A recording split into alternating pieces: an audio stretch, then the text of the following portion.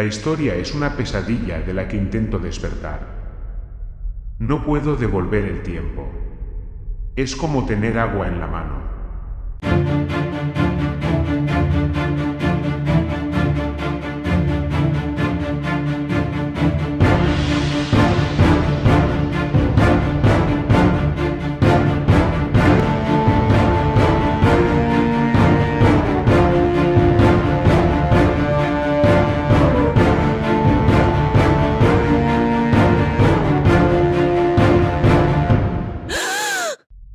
Los dos libros de la humanidad y la búsqueda de las claves.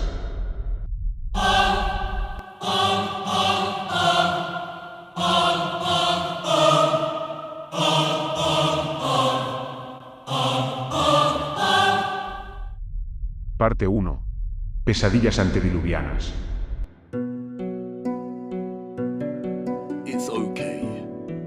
No pasa nada, no te preocupes, ya estás despierto, tenías una pesadilla. Nos estrellamos de camino a Siberia. Fuimos atacados y caímos. Pensé que te había perdido, por un momento. No tengo ni idea de dónde estamos. Una costa desconocida, en algún lugar. Y esto va a llevar algún tiempo de reparación. Desde entonces he estado trabajando en ello. Pero, cuando el sol se va y llega la oscuridad, es el momento de descansar. No podemos perder el tiempo.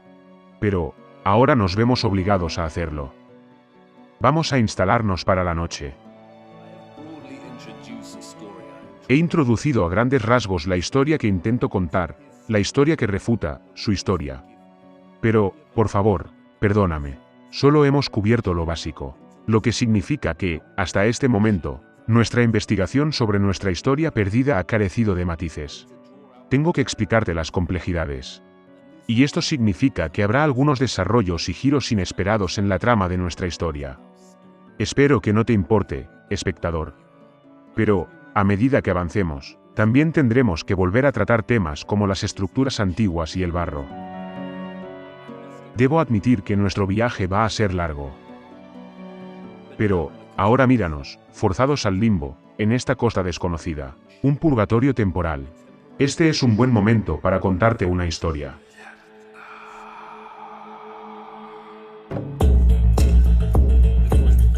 El Gran Diluvio es un relato que aparece en el horizonte histórico de muchas culturas.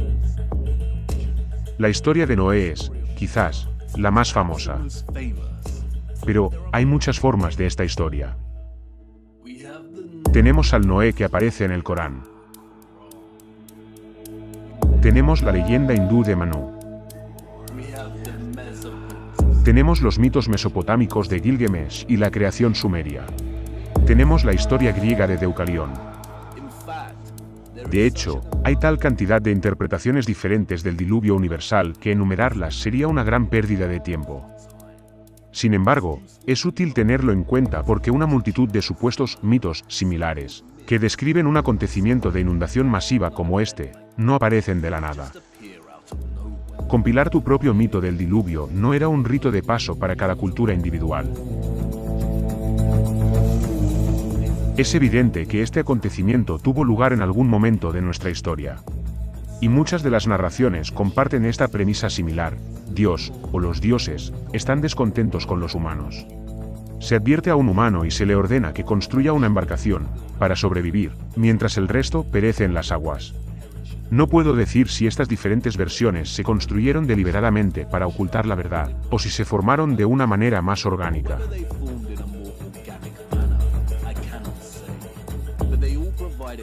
Pero todos ellos proporcionan una clara indicación del qué, un gran diluvio mundial que erradicó y restableció la vida en la Tierra. Sin embargo, lo que no proporcionan es una indicación clara del por qué. ¿Por qué ha ocurrido esto? Una parte de uno de estos textos, si se lee con atención y correctamente, y, por suerte para nosotros, este texto es una de las más grandes piezas de literatura jamás escritas. Me oyes hablar de Dios, a menudo, el creador del reino. Y esto, sin duda, plantea la pregunta, si Dios es real. ¿Por qué hay reseteos en primer lugar? Desde el momento en que desarrollamos nuestras capacidades para aprender, se nos prescribe un prisma, un pequeño capullo, si se quiere, que se afianza en lo más profundo de nuestra mente y comienza a crecer. Se nutre y alimenta del sistema educativo impuesto y reforzado por los círculos sociales que mantenemos. Cuando entramos en la edad adulta, la mayoría de las veces, la cáscara del capullo se habrá roto por completo y las alas oportunistas de la criatura que hay dentro emergen, empiezan a envolver y asfixiar nuestras mentes.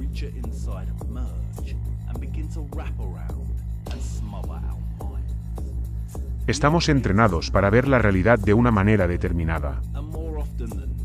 Y, la mayoría de las veces, la percepción producida por este prisma no es correcta, y filtra nuestra experiencia y comprensión del mundo en una especie de irrealidad. Es un prisma muy fuerte y muchos nunca escapan de su agarre. Y esto puede tener graves consecuencias. De un modo u otro, todos somos ovejas. Pero, es nuestra elección de pastor la que define nuestro camino. Los actos tienen consecuencias. Siempre es un asunto trágico cuando nos vemos obligados a aprender las lecciones demasiado tarde. No tenemos la capacidad de reiniciarnos, de hacer retroceder nuestro reloj personal y borrar nuestros errores y malas elecciones. Debemos vivir con las consecuencias de nuestros actos. Érase una vez, en la historia de nuestro reino, un hombre llamado Enoc. Era descendiente de un linaje que se remonta a Adán, el mismo Adán que Dios colocó en el jardín del Edén. Enoc tuvo un hijo llamado Matusalén. Se nos dice que Enoc era un hombre justo y que caminaba con Dios. Su hijo Matusalén tuvo su propio hijo llamado Lamec. Y Lamec engendró a un hombre muy interesante llamado Noé. Todos hemos oído hablar del gran diluvio, al que sobrevivió Noé. Construyó un arca. Trabajó en esta arca durante mucho tiempo y advirtió a otros de la llegada de un diluvio que, en su obstinada arrogancia, rehuyeron e ignoraron sus advertencias.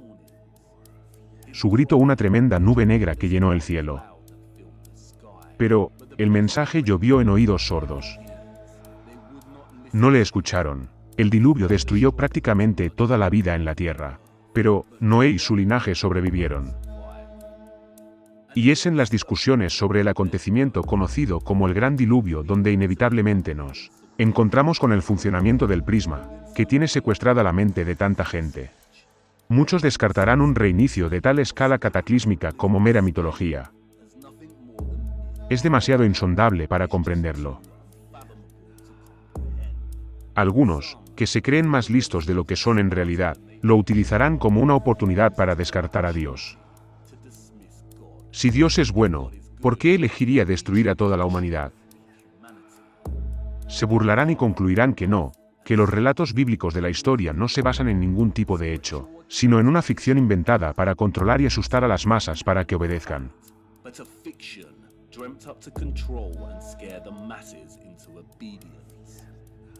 Esto no solo es incorrecto, sino que revela una ignorancia muy arraigada en la persona, que no es del todo culpa suya. Les falta comprender los acontecimientos que, según se nos dice, fueron los causantes del diluvio en primer lugar.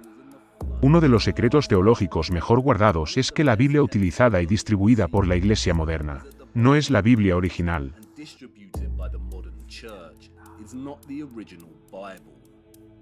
Hasta finales del siglo XIX, o lo que se denomina mejor las etapas finales del Gran Restablecimiento, la Biblia King James venía con libros adicionales, recogidos y denominados libros de los apócrifos.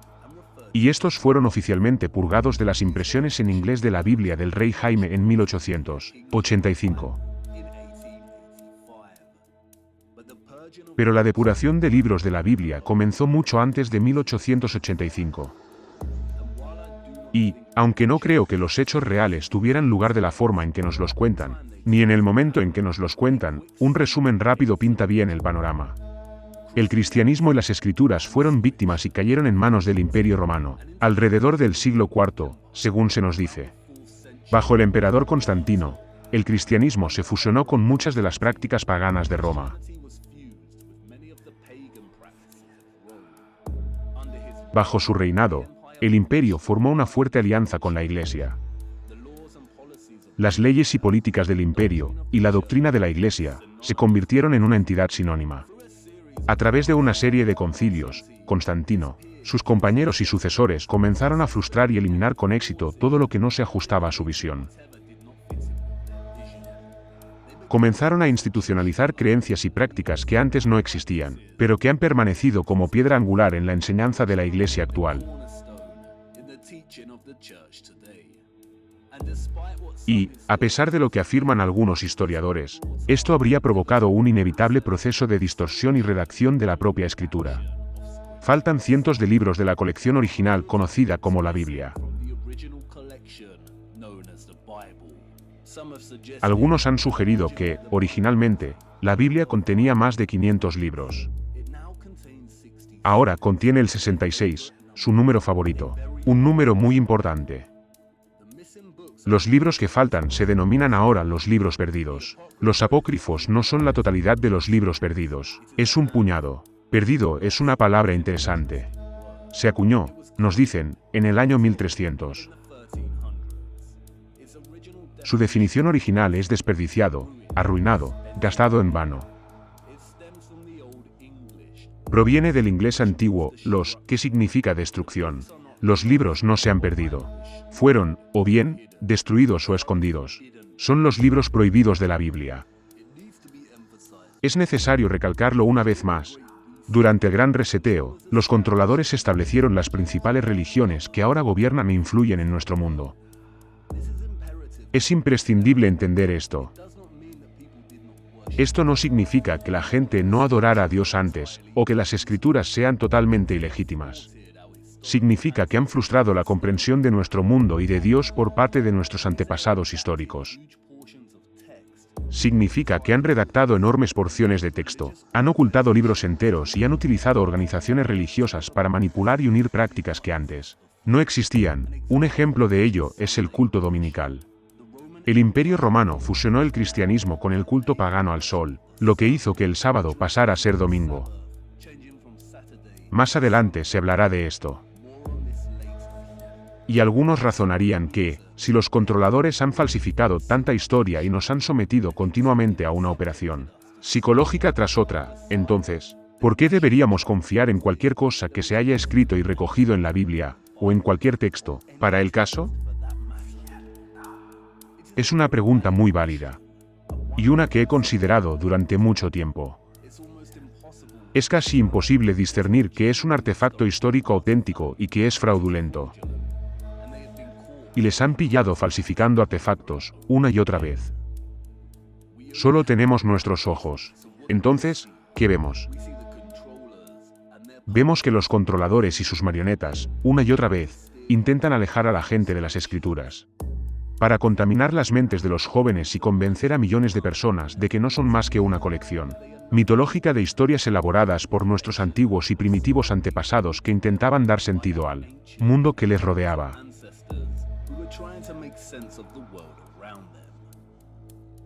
Si las escrituras fueran una ficción fraudulenta, ¿por qué el esfuerzo por impedir que la gente las considere? ¿Y por qué vemos con nuestros propios ojos, una y otra vez, que los masones y otros títeres controladores se niegan a jurar la Biblia?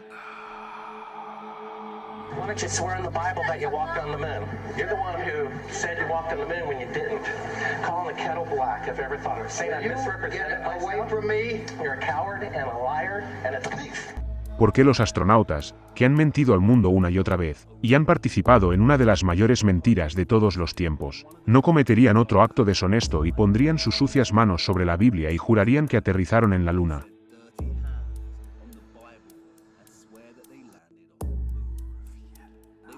No lo harán, lo cual es extraño. ¿Acaso temen este acto más que mentir sobre su pequeño viaje a la gran ficción del espacio? ¿Hay consecuencias por poner la mano sobre un texto como este y prestar juramento? Luego, está la presencia y prevalencia casi alucinante de la adoración del demonio, que se ha extendido por todo nuestro mundo, y que proviene de los que están en las altas esferas. Y es alucinante, sobre todo si estás dormido y ves el mundo a través de tu prisma prescrito. ¿Están locos? ¿Están siendo simplemente atrevidos? Tal vez, todo sea una coincidencia. Pero, los que están despiertos ven un poco más claro. No es algo alucinante. Todo tiene sentido. Los controladores no quieren que la gente se vuelva a Dios, ni que se acerque a las Escrituras con intenciones serias. Y han ocultado muchos textos para evitar que la gente descubra la verdad. Pero, Dios trabaja de forma misteriosa. Y existen muchos fragmentos, algunos mucho más completos que otros, de estos libros perdidos. Algunos se descubrieron durante y después del gran reajuste, y se han hecho accesibles. A los controladores les encanta el control. Pero no tienen el control total. También les encanta esconder cosas a la vista. Ocultar algo a la vista, aunque pase desapercibido para el destinatario, es similar a recibir un consentimiento informado. Y esto es muy importante. Y comprendo que muchos no consideren potencialmente legítimo nada que esté fuera de la selección establecida y canónica del rey Jaime. Pero, de nuevo, esto es otro prisma. Y ha mantenido a muchos arraigados en no acercarse a la verdad. En este sentido, la reforma o la gran redacción de la escritura ha sido un éxito. Pero también comprendo las dudas respecto a los textos extraescriturales, o fragmentos olvidados, y la susceptibilidad de que sean fraudulentos o falsos. Y por eso es necesario cruzar estos textos con los libros contenidos en la Biblia canónica.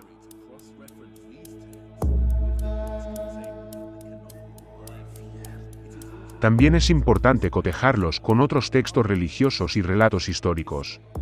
Entonces, ¿qué pudo ocurrir para que se produjera una gran inundación mundial que erradicara casi toda la humanidad? Si los escépticos lo supieran, quizás no serían tan despectivos. La verdad es que los animales entraron de dos en dos, hurra. El periodo de tiempo al que pertenecían Enoc, Matusalén y Noé se ha denominado antediluviano. Ante es un prefijo que significa antes. Y diluviano proviene del latín diluvium, que significa inundación. Entonces, ¿cómo fue realmente este periodo de tiempo? El capítulo 6 del Génesis ofrece un resumen muy sucinto. Y sucedió que cuando los hombres comenzaron a multiplicarse sobre la faz de la tierra, y les nacieron hijas, que los hijos de Dios vieron que las hijas de los hombres eran hermosas, y les tomaron como esposas a todas las que eligieron. Hubo gigantes en la tierra en aquellos días, y también después, cuando los hijos de Dios se acercaron a las hijas de los hombres y les dieron hijos, estos se convirtieron en hombres poderosos de la antigüedad, hombres de renombre. Y vio Dios que la maldad del hombre era grande en la tierra, y que todo designio de los pensamientos de su corazón era continuamente solo el mal. Se arrepintió el Señor de haber hecho al hombre en la tierra, y le dolió en su corazón. Y dijo el Señor: destruiré al hombre que he creado de la faz de la tierra, tanto al hombre como a la bestia, al reptil y a las aves del cielo, porque me arrepiento de haberlos hecho. Dios miró la tierra, y aquí que estaba corrompida, porque toda carne había corrompido su camino sobre la tierra. Y dijo Dios a Noé: el fin de toda carne ha llegado ante mí, porque la tierra se ha llenado de violencia por medio de ellos, y he aquí que los destruiré con la tierra. Los versículos que se encuentran en el capítulo 6 del Génesis son realmente algunos de los más fascinantes de toda la Biblia. Y de nuevo, ese número, el capítulo 6. El pasaje es fascinante por muchas razones. Pero, principalmente por 1. Resume toda una época histórica muy brevemente. Oímos hablar de los hijos de Dios y de los gigantes que nacen y luego la narración avanza rápidamente. 2. Porque se nos dice que Dios estaba descontento con el estado de la humanidad y decidió destruir y reiniciar la tierra. Todo lo que necesitas saber está contenido en este capítulo. Pero, el prisma, implantado en nuestra mente desde una edad muy temprana, solo procesará lo que nos permita ver. La mención de los no humanos, o de los hijos de Dios. La mención de los gigantes y la destrucción de la tierra. El prisma procesa esta información para el individuo y este concluye: una historia mitológica. Los animales llegaron de dos en dos, hurra. Y la brevedad del pasaje impide realmente a los curiosos ir más lejos. Se nos introduce en una época histórica muy concreta en la que los no humanos se reproducían con las mujeres, humanas y producían seres poderosos, los hombres de renombre. Y entonces, llega el diluvio. Y toda la cuenta sigue adelante. Y la mente inquisitiva quiere gritar, no, espera. Cuéntame más. ¿Qué ocurrió durante este tiempo? ¿Quiénes son los hijos de Dios? ¿Por qué se corrompió toda la tierra? ¿Y los gigantes, dices? Pero, si dirigimos nuestra atención al libro de Enoc, entonces empezamos a ver con un poco más de claridad las pinceladas que componen el cuadro bíblico del mundo antediluviano. En 1616, Sir Walter Raleigh escribió su historia del mundo mientras estaba encarcelado en la Torre de Londres, o eso nos dicen. Hace referencia al libro de Enoc, que fue descubierto durante este periodo en Etiopía y traducido del Ge'ez. También se descubrieron fragmentos arameos y hebreos del libro en las cuevas de Qumran, en el desierto de Judea.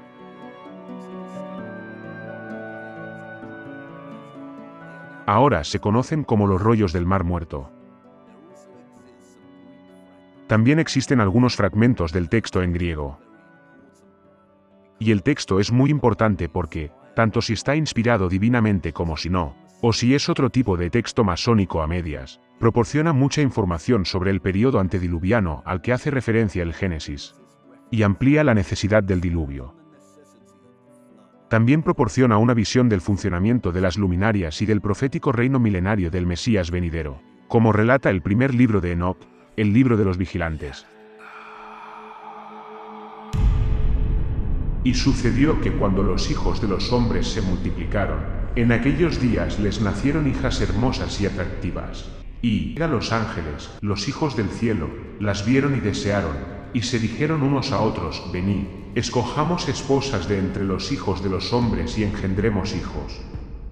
Y Semjaza, que era su jefe, dijo bajo ellos, me temo que no os pondréis de acuerdo en hacer esta obra, y solo yo tendré que pagar la pena de un gran pecado. Hagamos todos un juramento y obliguémonos mediante imprecaciones mutuas a no abandonar este plan ni hacer esta cosa. Descendieron sobre los hijos de los hombres y tomaron esposas, y comenzaron a meterse debajo de ellas y a contaminarse con ellas.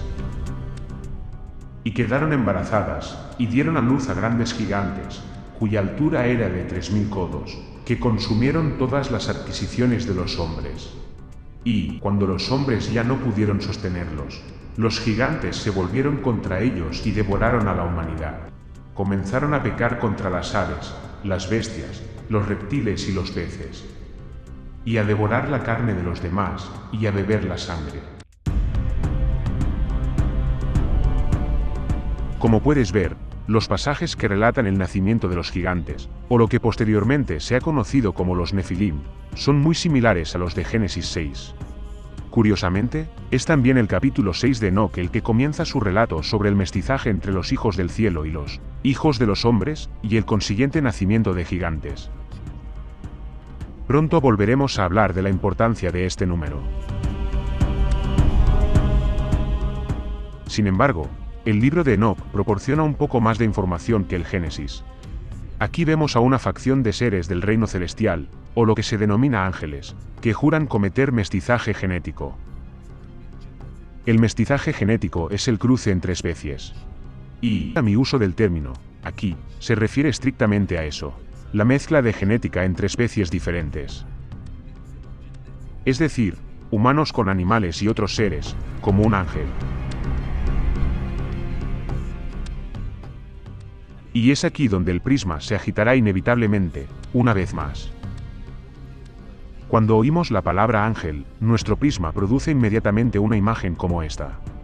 Se trata de una programación cuidadosamente elaborada que se ha instalado en el lector desde una edad muy temprana, propagada por instituciones religiosas, fiestas nacionales y otros medios culturales. Nadie sabe realmente qué aspecto tiene un ser angélico. Y llega la noción de otro reino, un reino celestial, suena tan absurda como la de un ser angélico. Pero esto no significa que no haya ninguna verdad en estas palabras. Los ángeles están dirigidos por un ángel específico llamado Semjaza. El libro de Enoc enumera más de 18 de estos líderes angélicos, y los llama los jefes de las decenas. Y el texto nos informa de que más de 200 de estos seres descendieron con la intención de cometer mestizaje genético. y la forma en que se lleva a cabo supera con creces la mera seducción de la lujuria. No se trata de las acciones de quienes desean a las mujeres humanas, sino de la ejecución de un plan bien organizado, ideado con una jerarquía de líderes casi militar. Deben prestar un juramento porque saben que, una vez que su plan está en marcha, no hay vuelta atrás. Los actos tienen consecuencias. Y Enoc lo sabía muy bien. En el libro de las visiones, tiene una pesadilla de lo que está por venir. Levanté mis ojos hacia el cielo y vi un techo elevado, con 7 torrentes de agua sobre él, y esos torrentes fluían con mucha agua en un recinto. Cuando miré la altura de esa agua se había elevado por encima de la altura de ese recinto, y fluía sobre ese recinto.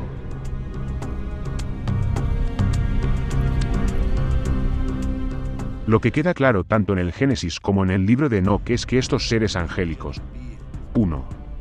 No tienen la misma genética que los humanos. 2. Descienden de otro reino, lo que se denomina el reino celestial, y 3. Fueron los responsables de corromper la genética humana y el resultado fue el nacimiento de enormes gigantes híbridos. Y por eso el diluvio, tal como se recoge en el Génesis y en la pesadilla de Enoc, fue una necesidad, porque, ¿cómo explica el Génesis 6? Dios miró la tierra, y he aquí que estaba corrompida, porque toda carne corrompió su camino sobre la tierra. El nacimiento de los gigantes híbridos genéticos, o los Nefilim, no fue el único acto de mestizaje genético que tuvo lugar sobre la tierra. Como aclaran tanto el Génesis como Enoc, los Nefilim híbridos empezaron a pecar contra toda la vida de la tierra, incluidas las aves y las bestias y los reptiles y los peces. El pecado, aquí, es el mestizaje genético experimental. Pero, ¿por qué es un pecado? De nuevo, la Biblia nos ofrece algunas pistas. La importancia de mantener la pureza genética se enfatiza en toda la Escritura y en la ley mosaica. Guardaréis mis estatutos. No dejarás que tu ganado se mezcle con otro. No sembrarás tu campo con semilla mezclada. En la primera semana de la creación, Dios estableció un orden genético para el mundo. Y dijo Dios: produzca la tierra el ser vivo según su especie, el ganado, el reptil y la bestia de la tierra según su especie. El estribillo, según su especie, se repite al menos 9 veces en Génesis 1. El término hebreo min, que se traduce como especie, aquí en la escritura, se refiere a una especie. Mantener el orden genético es fundamental para la obra creadora de Dios. La contaminación o corrupción de la línea genética de toda la carne no fue el único pecado de los ángeles caídos. ¿Cómo explica el libro de Enoc? Los ángeles también se encargaron de enseñar a la humanidad los secretos eternos que había en el cielo y que los hombres se esforzaban por aprender, cómo darles a conocer los metales de la tierra y el arte de trabajarlos. Instruyeron a la humanidad en el encantamiento y los cortes de raíces, la astrología, el funcionamiento de las constelaciones, el conocimiento de las nubes, los signos de la tierra, del sol, de la luna. Una vez enseñados los secretos, que inevitablemente cayeron en manos de los híbridos Nefilim, toda la humanidad comenzó a perecer.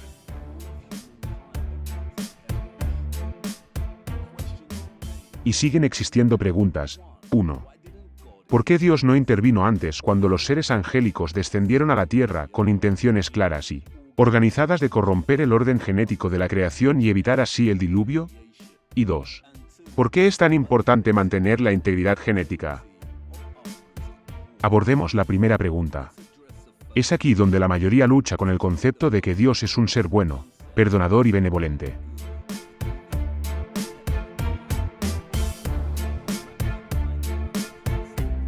Muchos no pueden entender el concepto de un Dios benevolente cuando existe tanta maldad y corrupción en el mundo. La respuesta a esta supuesta paradoja es muy sencilla, y está oculto en el código de la Biblia, y en el linaje de Enoc. Como he dicho antes, Enoc engendró un hijo llamado Matusalén. Matusalén es un nombre muy interesante. Se ha convertido en uno de mis nombres favoritos. Su significado en hebreo es, cuando esté muerto, será enviado. Y una mirada más atenta a la línea de tiempo bíblica sugiere que no es una coincidencia que Matusalén muriera, el mismo año en que se envió el diluvio para limpiar la tierra. Él será enviado, al que se refiere el nombre de Matusalén es, efectivamente, el diluvio. El renombrado teólogo Aupin que escribió sobre las enormes implicaciones que encierra el significado del nombre Matusalén. Supón que Dios te dijera, la vida de ese pequeño va a ser la vida del mundo. Cuando ese niño muera el mundo será destruido. ¿Cuál sería el efecto en ti?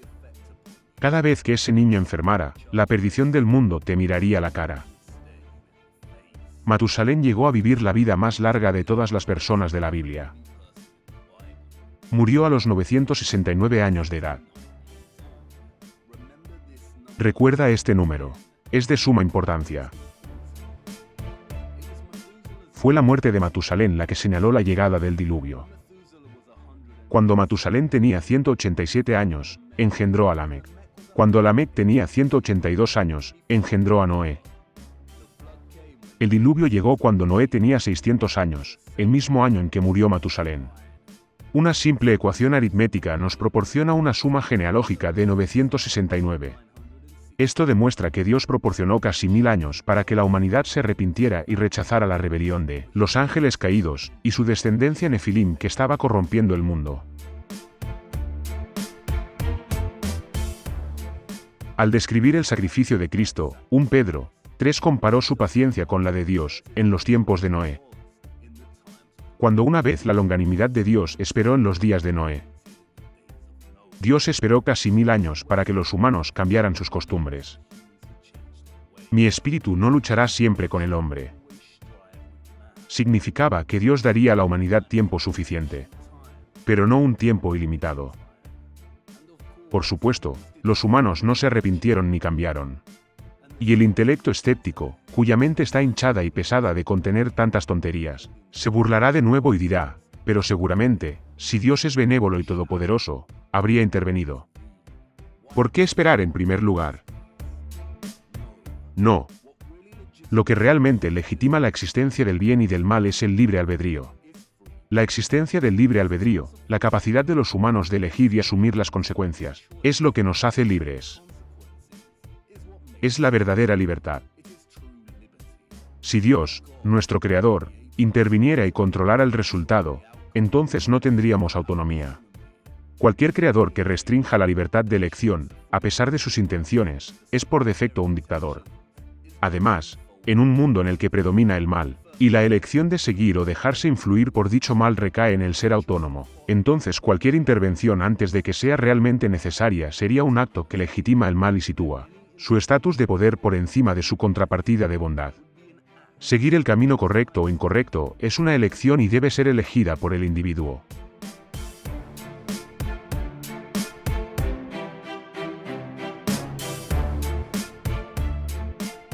La Escritura nos dice que Noé era un hombre justo y perfecto en sus generaciones, y Noé caminaba con Dios.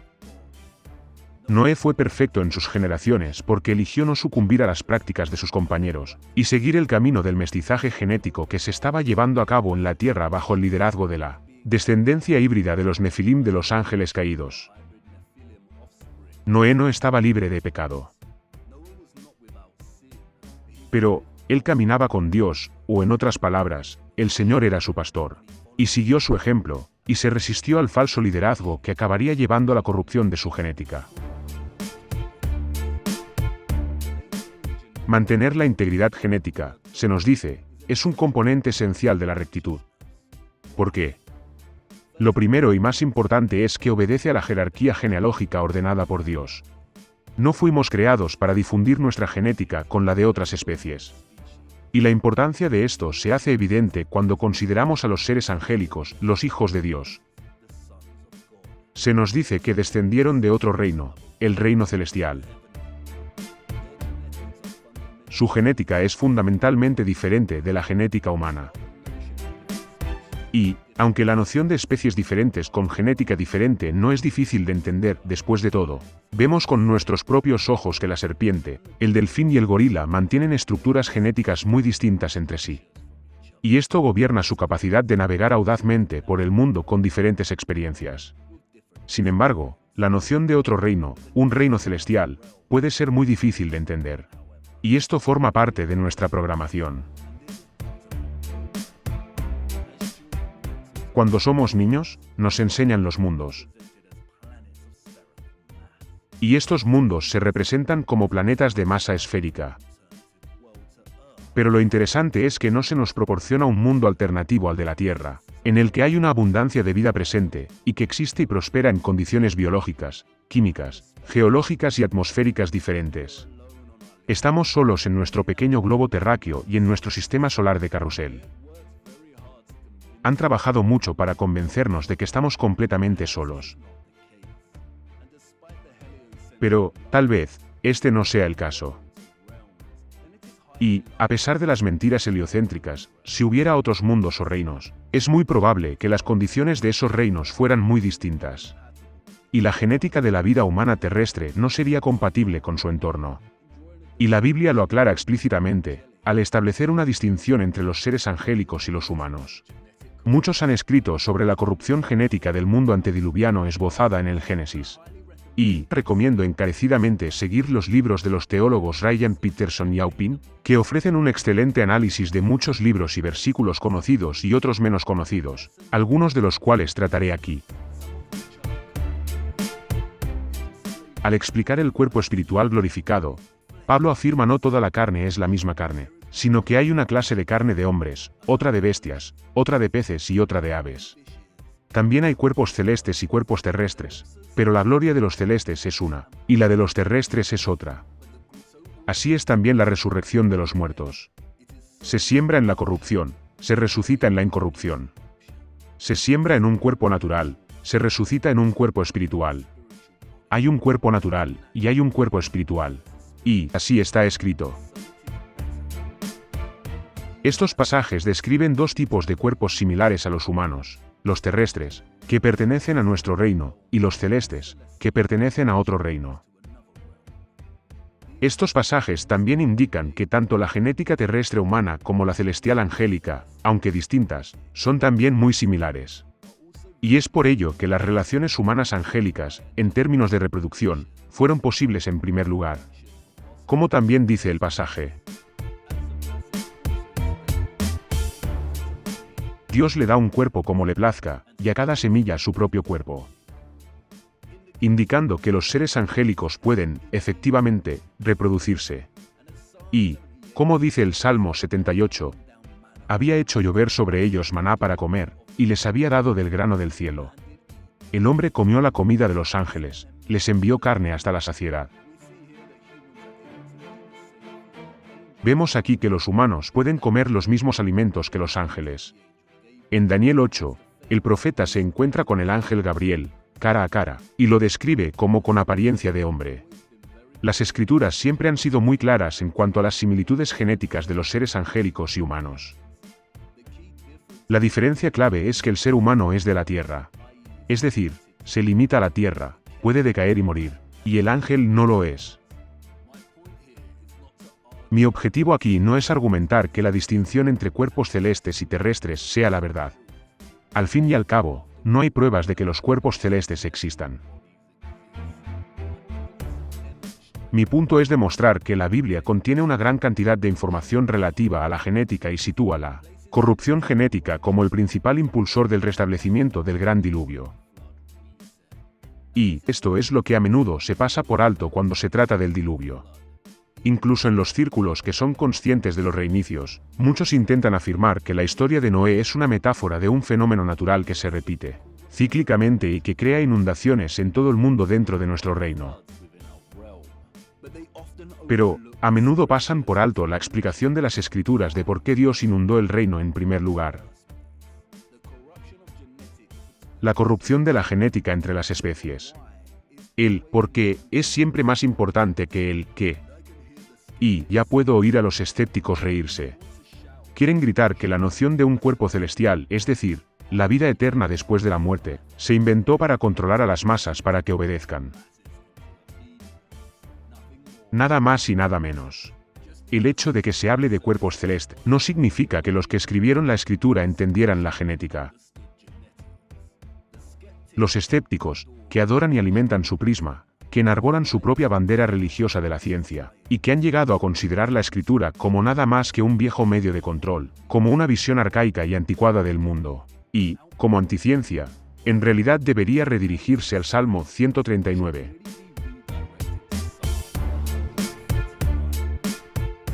El Salmo 139 es un pasaje verdaderamente notable y un testimonio de la avanzada comprensión que poseían nuestros antepasados históricos respecto a la genética, y a pesar de la narrativa oficial. Porque he sido hecho de forma temible y maravillosa. No se te ocultó mi sustancia, cuando fui hecho en secreto, y curiosamente forjado en las partes más bajas de la tierra.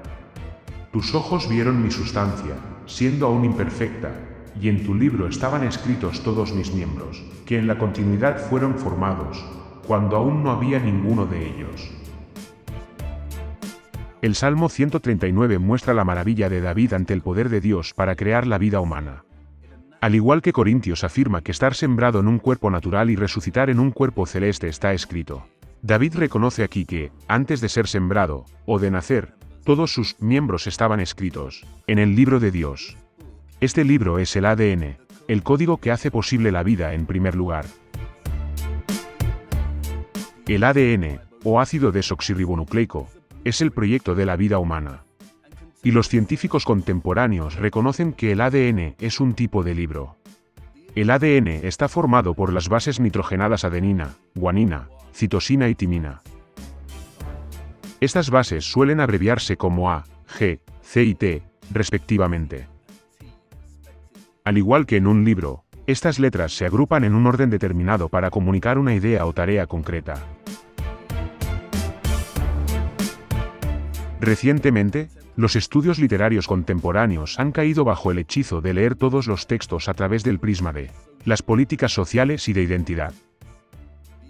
El relato de la creación, tanto de Adán como de Eva, se ha convertido en un problema para las jóvenes aspirantes a feministas en las polvorientas aulas de los seminarios universitarios.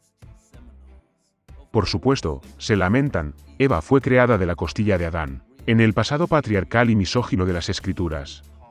Pero, si dejamos de lado la política de la identidad, podemos ver la creación tal y como es.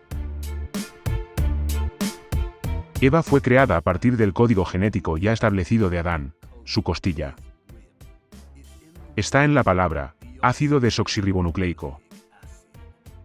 Además, son los ribosomas de nuestras células los que toman las instrucciones del ARN mensajero del cuerpo para crear las proteínas esenciales para la vida. Enoc no murió de muerte natural, sino que fue raptado durante su vida. Fue sacado de su cuerpo natural y se le dio un cuerpo celestial por Dios, y no se le vio más. ¿Cómo dice Hebreos 11:5? Por la fe, Enoc fue trasladado, para no ver la muerte, y no fue hallado, porque Dios lo trasladó, pues antes de su traslado se había dado testimonio de que había agradado a Dios. Esa palabra, traslación, al igual que la costilla de Adán, es una referencia directa al funcionamiento de la genética humana. En genética molecular, la traducción es el proceso en el que los ribosomas, las máquinas moleculares presentes en nuestras células, sintetizan proteínas tras el proceso de transcripción del ADN a ARN, en el núcleo de la célula. En la traducción, el ARN mensajero, o ARNM, se descodifica en el ribosoma para producir una cadena de aminoácidos específica, que posteriormente se genera en una proteína activa y realiza sus funciones en la célula. Es todo muy complicado. Pero tómate un momento para mirar tu cuerpo, tus manos, la piel, los músculos, el pelo, cada parte de ti. Cada una de las partes de tus células que componen el conjunto contiene millones de proteínas. Las proteínas son los componentes moleculares de todos los organismos de la Tierra. Pero, ¿cómo se fabrican en primer lugar? Las instrucciones para fabricar proteínas están escritas en el ADN de la célula. En el libro de la vida de cada célula existe un código o secuencia, y esto es lo que llamamos nuestros genes. El primer paso para generar estas proteínas a partir de la secuencia genética, o libro, se llama transcripción. Aquí, la secuencia de ADN del gen se reescribe en forma de dos tipos de ARN. Uno de estos tipos de ARN se clasifica como ARN codificante, o ARNM, ARN mensajero. El segundo paso se llama traducción. En esta etapa, el ARNM se descodifica en el ribosoma para producir una proteína específica. El ribosoma es una especie de micromáquina, presente en todas nuestras células. Su objetivo es leer las instrucciones presentadas por el ARNM. Todo el proceso se denomina expresión génica, y, sin ARNM, el ribosoma no puede leer la secuencia genética del gen. Y, por tanto, no puede producir las proteínas que componen nuestra estructura biológica. Teniendo esto en cuenta, podemos volver a los contextos bíblicos de la traducción de Enoc y de la maravilla de David en el libro de Dios. Si Enoc, o cualquiera, quisiera obtener un cuerpo celeste a partir de un cuerpo terrestre, uno de los primeros pasos sería cambiar la expresión del código genético y las proteínas producidas. Y esto solo puede producirse con un proceso de transcripción y traducción adecuado. I think there's going to be a lot of breakthroughs on the medical front, particularly around synthetic mRNA. You can basically do anything with synthetic RNA, DNA. It's like a computer program. So, I think with enough, with effort, that's not too crazy. You could probably stop aging, reverse it if you want. You can basically do it. You can turn someone into a freaking butterfly if you want with the right DNA sequence. Podría ser que Enoc, y otros criados en un cuerpo celestial, resuciten con un ADN genético totalmente nuevo. O puede ser que la materia del ADN, que hemos sido programados para ver como una doble hélice, sea en realidad mucho más compleja. Y, tal vez, ya contenga esta información. Pero carecemos de la función específica de traducción del ARNM para leer el código específico, producir las proteínas que podrían transformar nuestros cuerpos de terrestres a celestes. En cualquier caso, el estribillo bíblico, está escrito, no debe tomarse a la ligera. Está escrito en nuestros genes. Y, tal vez, por eso el mestizaje genético, o la apropiación indebida de la genética, es un pecado. Porque no solo corrompe la estructura de vida ordenada por nuestro Creador, sino que interfiere potencialmente en el proceso de traducción. Tal vez, este reino, y toda la vida humana, fueron creados como un campo de pruebas, una fase transitoria, antes de acceder al reino celestial o a otros reinos posteriores. ¿Quién sabe? De nuevo, mi punto aquí no es argumentar que la distinción de la Biblia entre cuerpos celestes y terrestres es la verdad. ¿Cómo podría saberlo? Sino demostrar que la Biblia contiene una gran cantidad de información sobre la genética y sitúa la corrupción genética como el principal motor del restablecimiento del gran diluvio. Y vuelvo a oír a los escépticos. ¿Y qué pasa si nuestros antepasados históricos comprendían parcialmente la genética humana y la atribuían a Dios? Y que si las Escrituras nos dicen que la corrupción de la genética humana fue la responsable del primer reinicio documentado de nuestra historia, es solo un libro escrito por humanos. Eso no significa que sea la verdad, y puedo simpatizar con este tipo de escepticismo. Al fin y al cabo, la redacción y manipulación de las Escrituras es evidente y no es un gran secreto. Sin embargo, el problema que nos queda es, ¿qué partes del texto se han cambiado? ¿Cómo podemos confiar en estas palabras?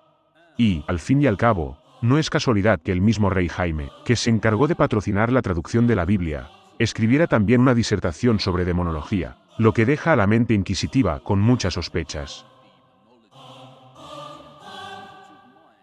Y, tal vez, hace tiempo que estaría de acuerdo con nuestro escéptico. Sin embargo, vivimos en un mundo de tremenda decepción. Y lo único en lo que podemos confiar es en nuestros propios ojos. ¿Y qué vemos? Hay una guerra en casa, espectador. ¿Cómo se combate? ¿Qué ves que está ocurriendo?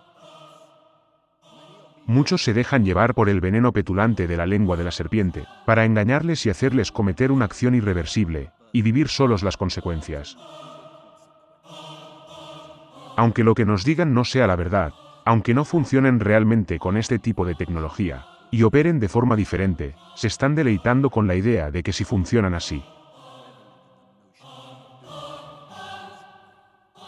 Y, de nuevo, el por qué es más importante que el qué. ¿Por qué lo hacen? ¿Qué intentan conseguir? Todo lo que tenemos que hacer es situar su narrativa en el contexto de las Escrituras, y queda bastante claro de dónde procede su liderazgo e inspiración. Una guerra contra la integridad de nuestra genética y el acto de la creación, en sí mismo, con la intención de corromper y finalmente destruir. Un ataque directo al libro de Dios. Y, aunque han redactado gran parte de las Escrituras, también sería ingenuo suponer que no dejarían cosas ocultas a la vista. No es que el relato del mestizaje genético y el posterior gran diluvio sea exhaustivo. Es un capítulo pequeño y escurridizo. Y desde entonces se han esforzado en mitificarla, en hacerla Disney. Y, si aplicas el sentido común y el pensamiento lógico, la mera existencia de la complejidad sofisticada y casi maquinal de la secuenciación y la expresión genéticas, por sí misma, desestabiliza la noción de evolución.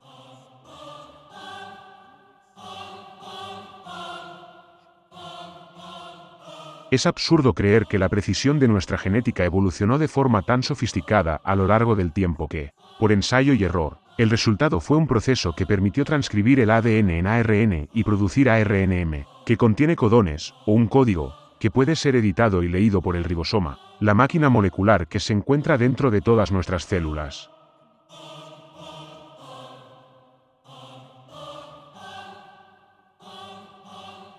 Y, mediante el acto de leer este código, produce las proteínas necesarias para la vida. No, la respuesta más sencilla es que tenemos un creador. Alguien, o algo, escribió el código, escribió el libro de la vida. Está escrito. Y no es difícil ver por qué muchos acaban alcanzando la perspectiva de que la realidad, nuestra existencia y experiencia dentro de este reino, es similar a una simulación informática. Al fin y al cabo, nuestra propia genética funciona como una programación y codificación informática muy sofisticada. Y, al fin y al cabo, las matemáticas, el mecanismo de relojería de nuestro reino, y la geometría sagrada que sustenta su núcleo energético están detrás de todo.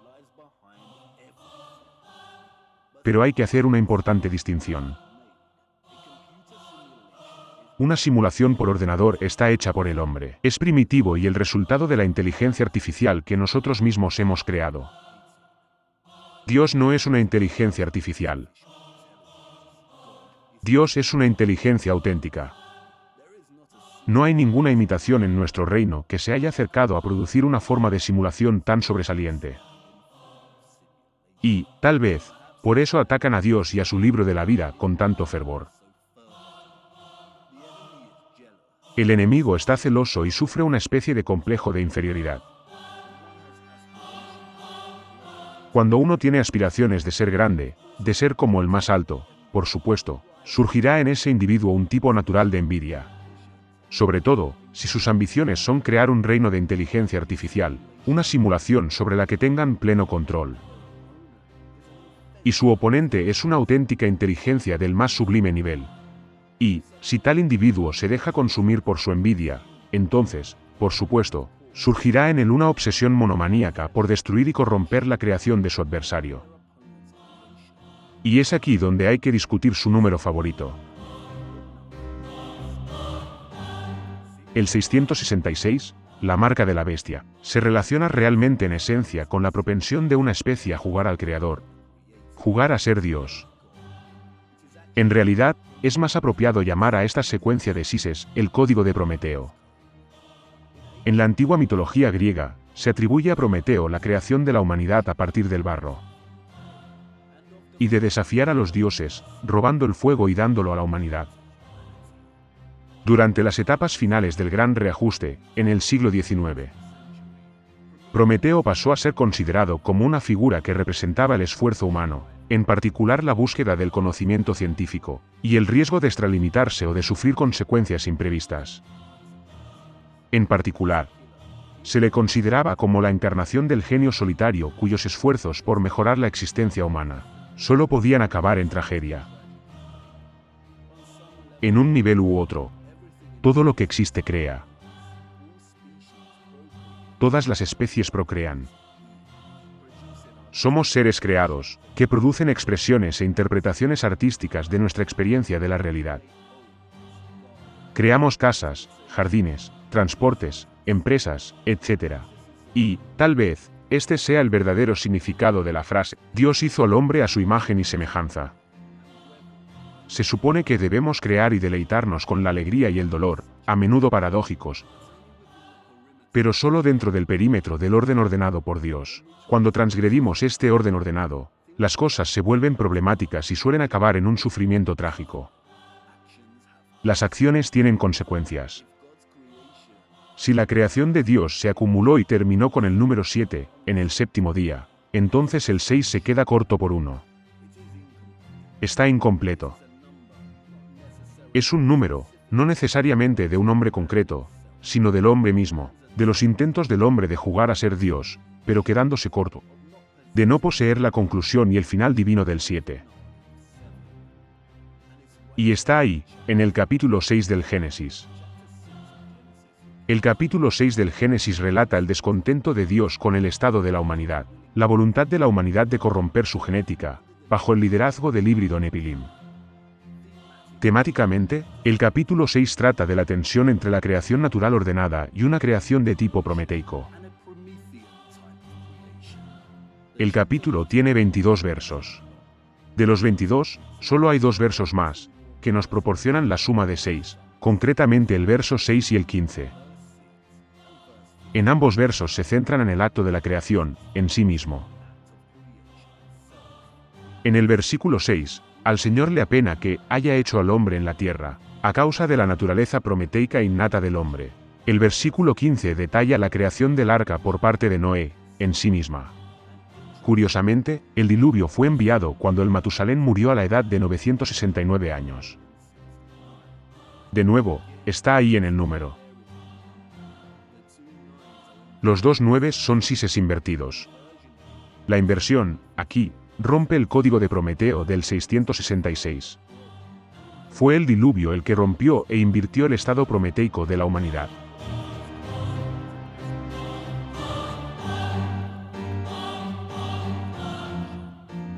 Posteriormente se ha asociado con el diablo.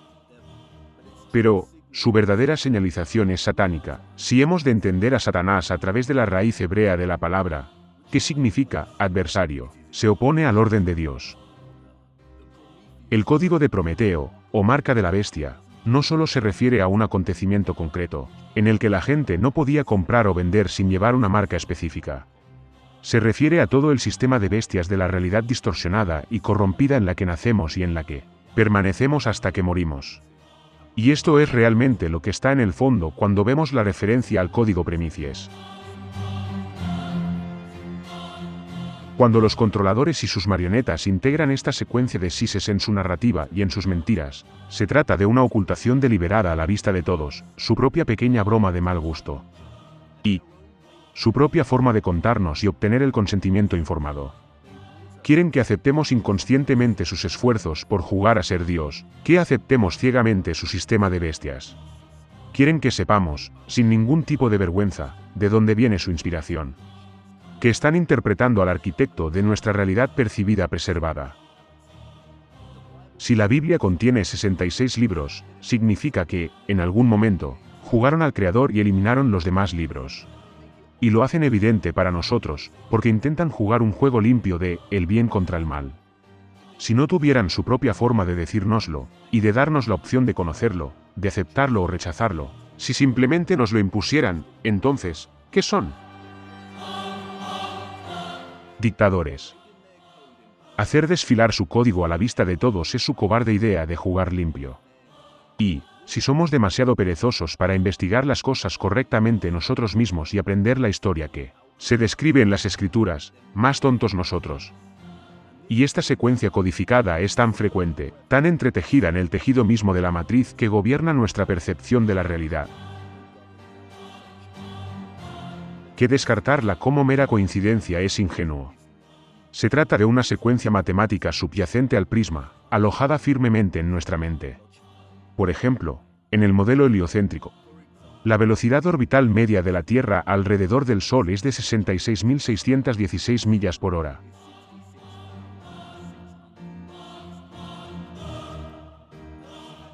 La inclinación axial de la Tierra mide 23,4 grados, lo que nos deja un resto de 66,6 grados. Los círculos ártico y antártico están situados a 66 grados al norte y al sur del Ecuador, respectivamente. El mercurio ha sido clasificado como el 66º metal más abundante de la Tierra. El carbono tiene un número atómico de 6. Y el carbono 12 tiene 6 electrones, 6 protones y 6 neutrones. Hay 60 segundos en un minuto, 60 minutos en una hora y 24 horas en un día. 2 más 4 son 6. Las líneas de latitud tropicales se desplazan a un ritmo de 15 metros por año. A este ritmo, se necesitan 66,66 años para mover 1 kilómetro en la Tierra.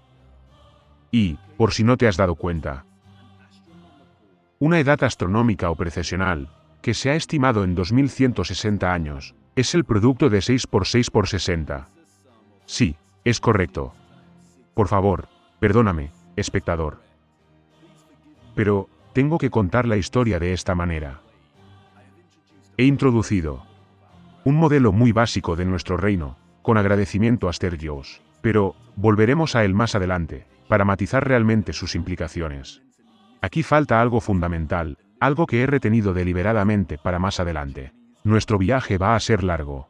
Pero, por ahora, una adivinanza, hay una cosa que no es nada y que, sin embargo, tiene un nombre. A veces es alta y a veces baja, se une a nuestras conversaciones, se une a nuestro deporte y juega en todos los partidos.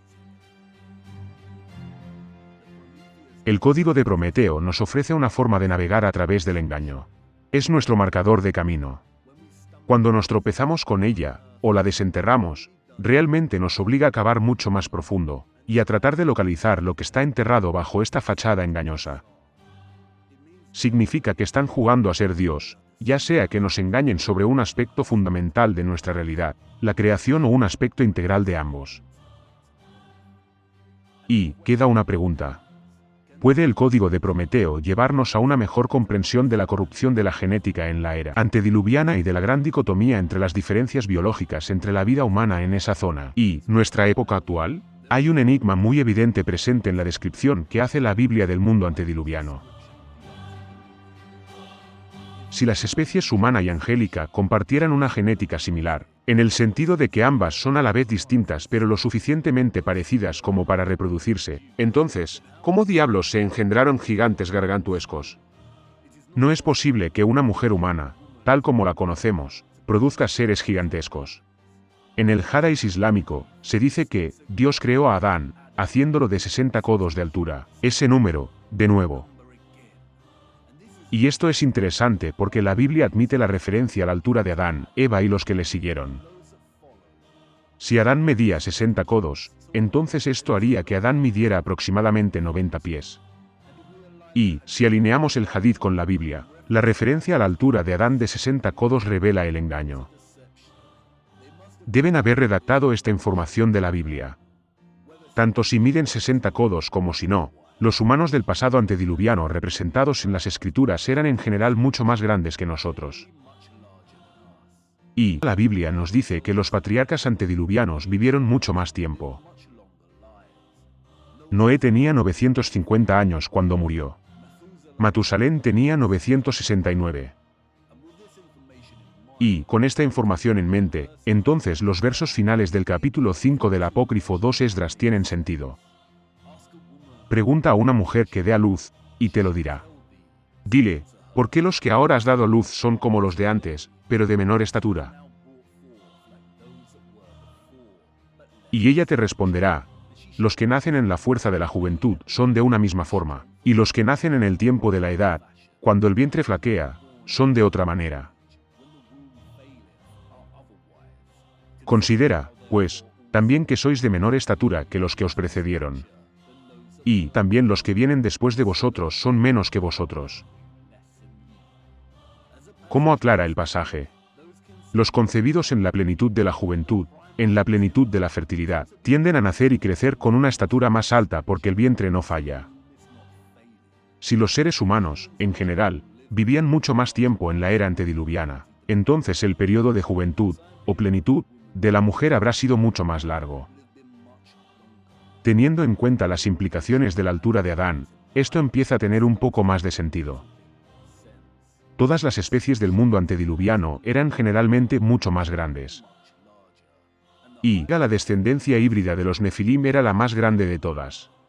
Antes de enviar el diluvio, Dios dijo: Mi espíritu no luchará siempre con el hombre, porque él también es carne, pero sus días serán de 120 años.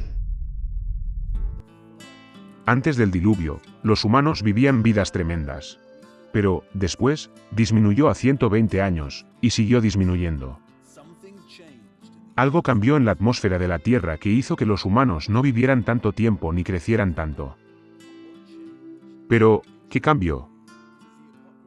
Curiosamente, son el libro apócrifo de Enoc y el libro de los gigantes los que nos ofrecen algunas pistas. La primera traducción al inglés del manuscrito etíope de Enoc, conservado en la Biblioteca Bodleian de Oxford, fue publicada en 1821 por Richard Lawrence.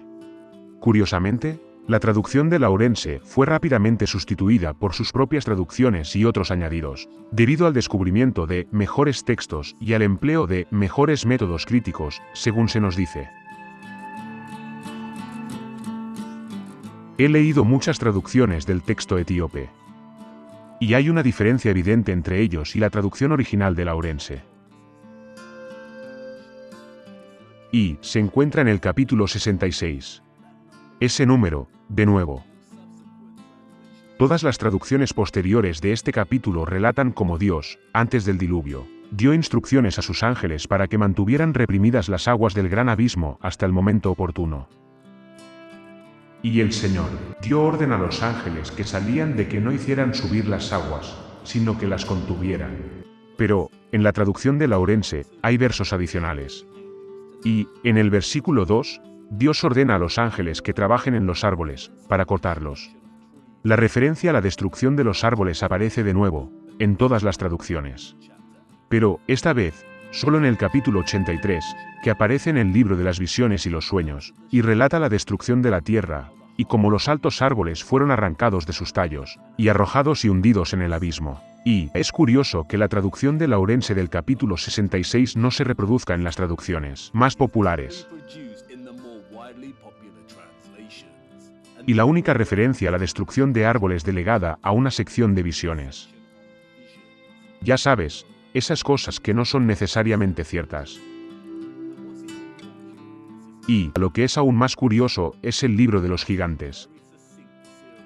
El libro de los gigantes es una serie muy sucinta de fragmentos casi incomprensibles. Estos fragmentos reiteran principalmente la corrupción de la tierra, tal y como se describe tanto en el Génesis como en Enoc, pero también relatan las pesadillas de determinados gigantes híbridos en el periodo previo al diluvio. Atribulado por las pesadillas que le sirven, un gigante híbrido llamado Mawei informa al resto de los gigantes de su sueño, en el que ve una tablilla inscrita con varios nombres, sumergida en el agua. Y, según se desprende, solo quedan inscritos 3 nombres. La interpretación habitual es que esto simboliza la muerte de todos los habitantes de la tierra por el diluvio, excepto Noé y sus hijos. Otro gigante híbrido, Oya, tiene un sueño similar. Entonces Oya le dijo: me han obligado a tener un sueño. El sueño de mis ojos se desvaneció y pude ver una visión. Ahora sé que en el campo de batalla no podemos ganar. Vi un árbol arrancado de raíz, excepto 3 de sus raíces. Mientras lo observaba, unos seres trasladaron todas las raíces a este jardín, pero no las 3.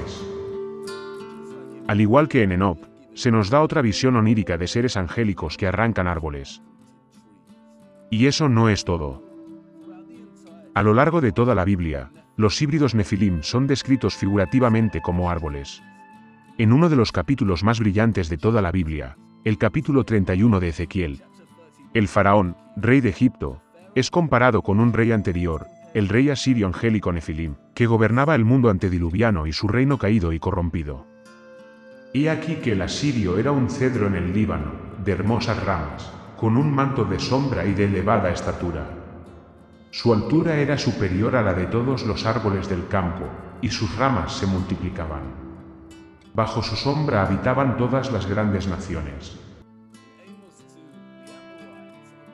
En Amós 2, los amorreos, una raza de pueblos gobernados por los reyes Nefilim y Gisión, son comparados con los cedros. Pero yo destruí al amorreo delante de ellos, cuya altura era como la de los cedros. ¿Y qué? Al fin y al cabo, estamos leyendo literatura y los escritores emplean el lenguaje figurado, el símil y la metáfora, a su antojo para contar su historia. Pero aquí no se trata de literatura corriente. La Biblia es uno de los escritos más magníficos, crípticos y profundos que existen. Y es debido a su total poder que ha sido redactado y editado. Realmente los controladores, que trafican con el engaño, ¿nos entregarían los relatos históricos perfectamente intactos para que conozcamos la verdad? Y, como he dicho antes, esto no significa que no haya abundancia de verdad en las Escrituras. Solo significa que tenemos que esforzarnos más para sacarla a la superficie.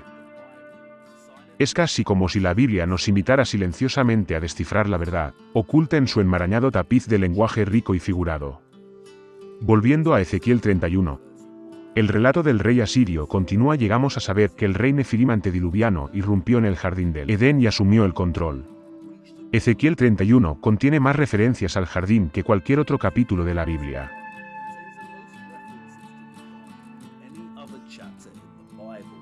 Cuando los humanos fueron desterrados del Edén, los ángeles apóstatas ocuparon el jardín. Y uno de esos ángeles caídos apóstatas, denominado aquí como el asirio, gobernó la tierra desde este lugar. Los cedros del jardín de Dios, es decir, los otros gigantes Nefilim del Edén, no pudieron ocultarlo y no pudieron controlarlo, por lo que fue cortado. Así dice el Señor, el día en que el rey asirio, descendió a la tumba, yo hice que se lamentara, cubrí el abismo por él, y contuve sus aguas, y las grandes aguas se detuvieron. E hice que el Líbano se lamentara por él, y todos los árboles del campo se desmayaron por él. Este es el mismo relato que el de Enoc 66, en el que encontramos a los ángeles manteniendo reprimidas las aguas del gran abismo mientras cortaban los árboles. Al alinear Ezequiel 31 con la primera traducción de Laurence de Enoc 66, en la tierra el posible engaño, nos damos cuenta de que lo que afirma explícitamente Enoc 66, que los ángeles trabajaban en los árboles y los cortaban, la Biblia lo disuelve en el propio tejido de la metáfora y el símil para describir a los Nefilim. La Biblia utiliza la imagen del árbol como forma de describir la altura de los Nefilim, mientras que en Enoc, los árboles físicos de enorme tamaño son literalmente cortados.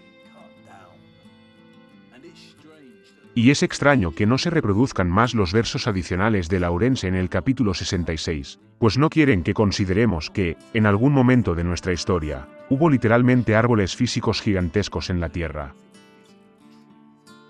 Aquí no eliminan por completo la imaginería del árbol gigantesco. Eso no sería justo, así que la integran como metáfora para describir a los propios Nefilim.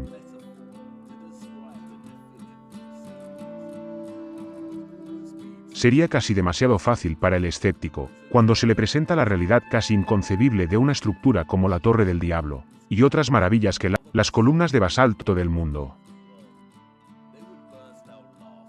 Se echarían a reír, se burlarían y dirían que tienes un caso grave de pareidolia, la tendencia de la percepción a imponer una interpretación significativa a un estímulo nebuloso, normalmente visual, de modo que uno ve un objeto, un patrón o un significado donde no lo hay.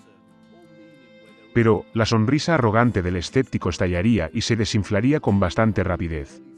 Cuando se le pidiera una explicación suficiente para la geometría hexagonal casi perfecta de las estructuras. Todavía, a día de hoy, nadie ha dado una explicación adecuada y suficiente a este fenómeno. Y, la narrativa oficial del enfriamiento del flujo de lava no es más que una burla satánica. Las columnas de basalto son obras maestras geométricas petrificadas, que muestran polígonos hexagonales, con poco o ningún defecto angular. Se encuentran muestras similares de geometría en la materia cristalina y en el entramado del panal de abejas.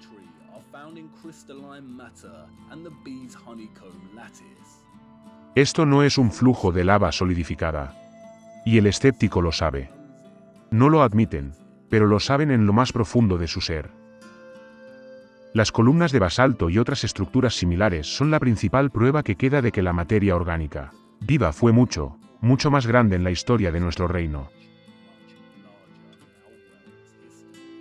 Son restos rotos y petrificados que atestiguan en silencio el misterioso pasado de nuestro reino. Hermosas maravillas que piden a los curiosos que se pregunten, ¿qué demonios ha pasado? Si había árboles gigantescos en la época antediluviana, y también seres gigantescos, entonces también tiene sentido el acto de cortarlos antes del diluvio.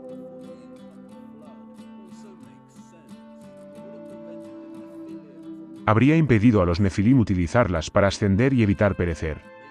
También ofrecen una explicación a las condiciones atmosféricas y bioquímicas enormemente diferentes que pudieron existir en la historia de nuestra Tierra y que permitieron que la vida creciera mucho más y viviera mucho más tiempo. En un mundo de árboles gigantescos, toda la estructura química de nuestra atmósfera, sus niveles de oxígeno y dióxido de carbono, habría sido drásticamente diferente. Volveremos a las columnas de basalto más adelante. Son muy importantes. Pero, se hace tarde. ¿Por qué te he contado la historia? Te mueres por hacer la pregunta. ¿Insinúo que estas estructuras pertenecen a la época antediluviana? ¿Estoy insinuando que la inundación de barro fue el gran diluvio? Por ahora, digamos que es complicado. Y quiero que te decidas por ti mismo mientras continuamos. Nuestros ojos, por sí solos, nos dicen que quienes construyeron las estructuras eran mucho más grandes que nosotros. Eso es evidente. Y basta con considerar adecuadamente el tamaño de estas estructuras, de las enormes puertas y portones, para comprobarlo. Pero, el barro. Esto no fue el gran diluvio. Y, sí, podemos ver con nuestros propios ojos que el nivel del suelo se ha elevado. Pero también podemos ver que la mayoría de las estructuras permanecen intactas, sin daños, conservadas. El gran diluvio antediluviano no explica adecuadamente lo que vemos aquí. Tampoco lo hace la licuefacción del suelo por eventos sísmicos simultáneos ni ningún otro tipo de cataclismo, para el caso. La llamada inundación de lodo fue otra cosa. En un aspecto, era algo bastante obvio. Pero, en otro, es totalmente misterioso. Y ya lo verás, muy pronto. También verás que hay un hilo conductor que relaciona todo esto con la época antediluviana. No nos adelantemos y arruinemos la historia. Las cosas se aclararán mucho más a medida que continuemos nuestro viaje. Y, como he dicho antes, he introducido a grandes rasgos la historia que intento contar. Pero, no es suficiente, no está bien. Y espero que me perdones. Pero, tenía que introducir la historia de esta manera, para pintar el cuadro en tu mente, antes de derribarlo todo y acercarnos un poco más a nuestra comprensión más sólida de nuestra historia perdida. Y, para ello, tenemos que localizar una serie de claves ocultas. Nos están esperando. Y no podemos continuar sin ellos. Necesitamos desbloquear ciertas puertas. Ahora mismo tengo una conmigo, una de las llaves más importantes. Pero, tendremos que seguir viajando para encontrar el resto. La historia es una pesadilla de la que todos intentamos despertar. Oyes el lejano tambor del sistema de la bestia prometeica. Los escépticos, en su gran letargo, no sacrificarían fácilmente la integridad genética de sus cuerpos si conocieran realmente las posibles consecuencias. El miedo a la muerte es un gran motivador. Sin embargo, es una tremenda pena que el amor a la vida, el amor a la propia integridad genética, y un amor por el libro de Dios ya no motiva a las masas. Es casi incomprensible lo complacientes que se han vuelto los humanos. Y sin embargo, será en la hora final cuando entren en pánico y se vuelvan contra las mismas personas que trataron de advertirles durante tanto tiempo. ¿Cómo se desarrollará el futuro de la humanidad, ahora que se ha cruzado una gran línea? ¿Vendrá otro diluvio a dictar sentencia? Las condiciones atmosféricas de nuestro reino eran diferentes en el mundo antediluviano. La escritura nos dice que no llovía como en nuestros días, sino que una gran niebla regaba la tierra, en aquel entonces. La inundación, y la posterior subida del nivel del océano, cambiaron eso. Y Dios estableció su pacto, el arco iris en el cielo, con el hombre, como promesa de que no volvería a inundar la tierra. No creo que se produzca un gran diluvio, pero, una tormenta, eso es una entidad totalmente diferente, ¿no? Eso es eléctrico.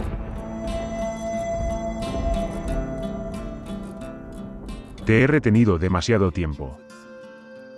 Descansa ahora. Seguiré trabajando para que volvamos a estar en marcha. Espera, ¿qué pasa? Veo que estás preocupada, algo te inquieta. Ah, ¿quieres contarme la pesadilla que tenías? Sé lo que has visto. Viste los asilos y el gran incendio. Esperemos que solo haya sido un sueño y no una premonición. Descansa ahora. Sigue reflexionando sobre todo. Si no he arreglado esto para cuando te despiertes, entonces hablaremos de la primera llave. Desbloquear la primera puerta será una tarea compleja. Pero, una vez que lo hayamos hecho, toda tu comprensión de nuestra historia perdida empezará a cambiar.